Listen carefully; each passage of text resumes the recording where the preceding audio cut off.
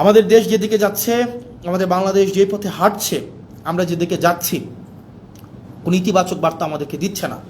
আমাদের যারা আত্মত্যাগ দিয়েছিল তারা যে কারণে আত্মত্যাগ করেছিল রাষ্ট্রের স্ট্রাকচারাল রিফরমেশনের জন্য, কিন্তু দিন শেষে রাষ্ট্রের স্ট্রাকচারাল রিফরমেশন তো হচ্ছে না, আমরা সেটা পারছি না। এটা আমাদের ফেইলিওর, আমরা বারবার বলে যাচ্ছি। এবং বিএনপি থেকে প্রত্যাশা আরও বেশি ছিল। তবে থ্যাংক ইউ বিএনপি, আপনারা এই রং মুভগুলো নিচ্ছেন এবং জনগণ আপনাদেরকে কিভাবে দেখে আপনারা মানুষের কাছে যান। এবং আপনারা যে মনে রাখবেন বয়স আমার মাত্র 27 বছর 7 মাস, ছোটো মুখে অনেক বড় কথা বলছি। আপনারা সংখ্যাগরিষ্ঠতার যে একটা আত্মতুষ্টিতে আপনারা ভুগছেন, আত্মবিশ্বাসী হওয়াটা ভালো, কিন্তু আত্মতুষ্ট আপনারা যেভাবে হচ্ছেন যে আপনারা যা ইচ্ছা তা করতে পারবেন এই সংখ্যাগরিষ্ঠতার 2/3 মেজরিটির এই বড়াই দিয়ে, মনে রাখবেন সংখ্যাগরিষ্ঠতা কখনোই ভালো কিছু নিয়ে আসে নাই। আপনার 96-তে, আপনার 91-তে সংখ্যাগরিষ্ঠতা ছিল, আর at the end of the day রাষ্ট্রের সংকটের দিকে আপনারা নিয়ে গিয়েছিলেন। 2001-এ যখন আপনারা সরকার গঠন করলেন তখন আপনারা হচ্ছেন সংকটের দিকে নিয়ে গিয়েছেন। রাষ্ট্র, সরকার, জনগণ আপনাদেরকে সুযোগ দিয়েছিল আপনারা আবার ইতিহাসের ইতিবাচক একটা অংশের পার্ট হওয়ার, কিন্তু দুঃখজনক বিষয় আপনারা সেটা হন নাই। এবং আমাদের অনেক এমপিও আছে বিএনপির মন্ত্রীদেরকে আসলে রাগাইতে চায় না, মনে করে যে এলাকার বাজেট টাজেট বন্ধ করে দিবে, উন্নয়ন কার্যক্রম বন্ধ করে দিবে, তাদের সাথে আসলে সম্পর্ক নষ্ট করে কী লাভ, আবার সম্পর্ক ভালো রেখেও কী লাভ। যেটা সত্য সেটা বলতে হবে। আমার এলাকার বাজেট বন্ধ করে দিবেন, দেন। আমার এলাকার উন্নয়ন কার্যক্রম বন্ধ করে দিবেন, দেন। পুলিশ আমাকে সহায়তা না করার জন্য আপনারা ফোন দিয়ে বলে দিবেন পুলিশ যেন আমাকে সহায়তা না করে, দেন। আপনি এডমিনকে, প্রশাসনকে বলে দিবেন হাসনাতের এলাকায় হাসনাতকে সহায়তা করিয়েন না, দেন, সমস্যা নাই।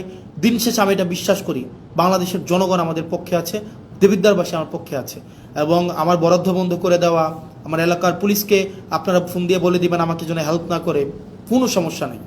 আপনি ধরেন এটা যদি মনে করেন আপনার এই ক্ষমতাটা স্থায়ী, এটা সবসময় থেকে যাবে, এটা এটা মানে এটা কোনোভাবেই সম্ভব না।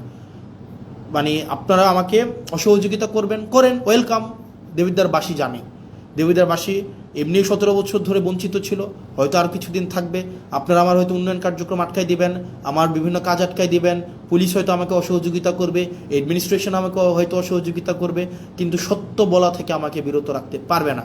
সংসদে চেয়ার তো কী হয়েছে, মানে কী হয়েছে ভাই? একটা লাইফে, একটা জীবনে, মানে 2টা ডাল ভাত খায় বেঁচে থাকলেই তো হয়েছে, এর বেশি তো কোনো কিছুর দরকার নাই।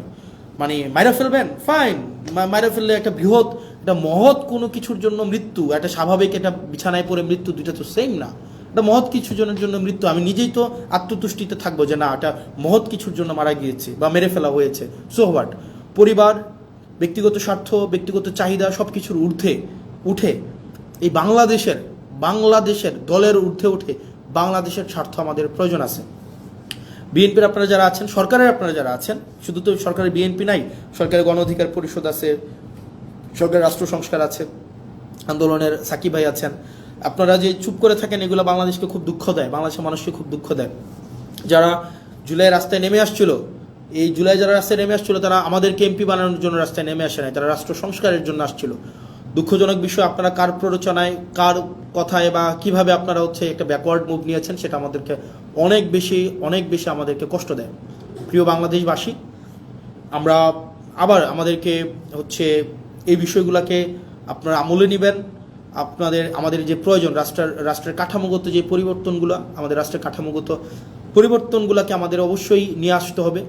মানে নো ম্যাটার হোয়াট, কে বাধা দিচ্ছে, কিভাবে বাধা দিচ্ছে, আমাদেরকে রাষ্ট্র কাঠামোর পরিবর্তন না হওয়া পর্যন্ত আমাদের এই লড়াই চালাই যেতে হবে।